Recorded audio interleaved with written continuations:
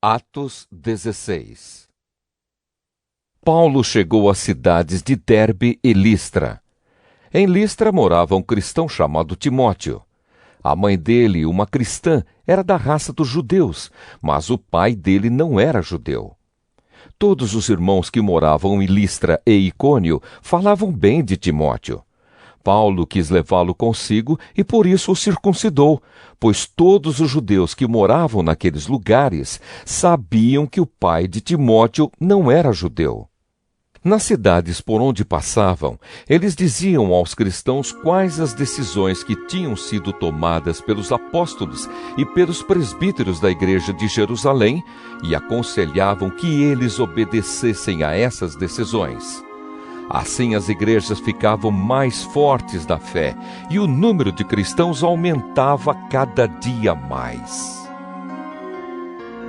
Como o Espírito Santo não deixou que anunciassem a palavra na província da Ásia, eles atravessaram a região da Frígia Galácia.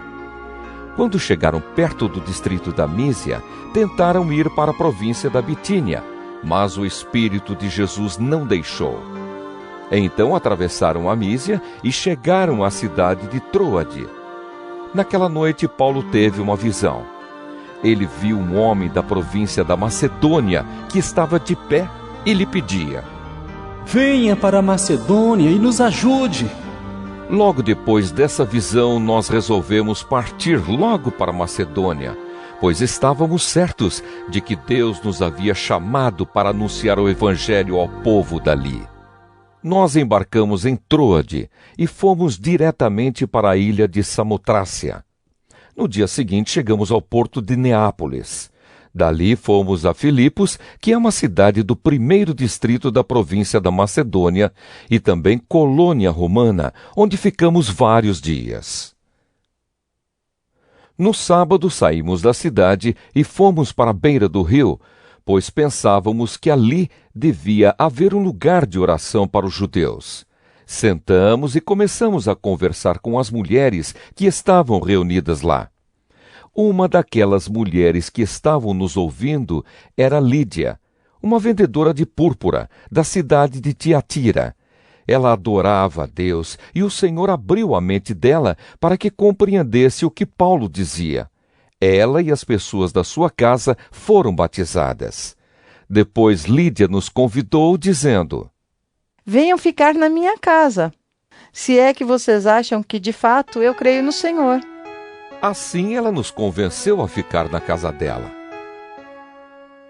Certo dia, quando estávamos indo para o lugar de oração, veio ao nosso encontro uma escrava. Essa moça estava dominada por um espírito mau que adivinhava o futuro, e os seus donos ganhavam muito dinheiro com as adivinhações que ela fazia. A moça começou a nos seguir, gritando assim: estes homens são servos do Deus Altíssimo e anunciam como vocês podem ser salvos. Ela fez isso muitos dias. Por fim, Paulo se aborreceu, virou-se para ela e ordenou ao espírito: pelo poder do nome de Jesus Cristo, eu mando que você saia desta moça. E no mesmo instante o espírito saiu. Quando os donos da moça viram que não iam poder mais ganhar dinheiro com as adivinhações dela, agarraram Paulo e Silas e os arrastaram até a praça pública diante das autoridades. Eles os apresentaram a essas autoridades romanas e disseram: estes homens são judeus e estão provocando desordem na nossa cidade. Estão ensinando costumes que são contra a nossa lei. Nós, que somos romanos, não podemos aceitar esses costumes. Aí uma multidão se ajuntou para atacar Paulo e Silas. As autoridades mandaram que tirassem as roupas deles e os surrassem com varas.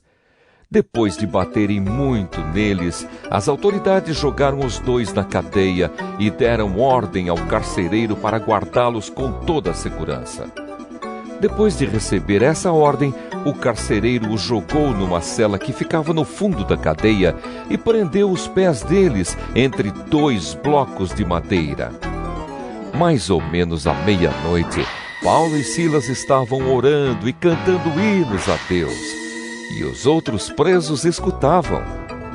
De repente, o chão tremeu tanto que abalou os alicerces da cadeia. Naquele instante, todas as portas se abriram e as correntes que prendiam os presos se arrebentaram. Aí o carcereiro acordou. Quando viu que os portões da cadeia estavam abertos, pensou que os prisioneiros tinham fugido. Então puxou a espada e ia se matar. Mas Paulo gritou bem alto: Não faça isso! Todos nós estamos aqui! Aí o carcereiro pediu que lhe trouxessem uma luz, entrou depressa na cela e se ajoelhou, tremendo, aos pés de Paulo e Silas. Depois levou os dois para fora e perguntou: Senhores, o que devo fazer para ser salvo? Eles responderam: Creia no Senhor Jesus e você será salvo, você e as pessoas da sua casa. Então eles anunciaram a palavra do Senhor ao carcereiro e a todas as pessoas da casa dele. Naquela mesma hora da noite, o carcereiro começou a cuidar deles, lavando os ferimentos da surra que haviam levado. Logo depois, ele e todas as pessoas da sua casa foram batizados. Em seguida, ele levou Paulo e Silas para sua casa e lhes deu comida.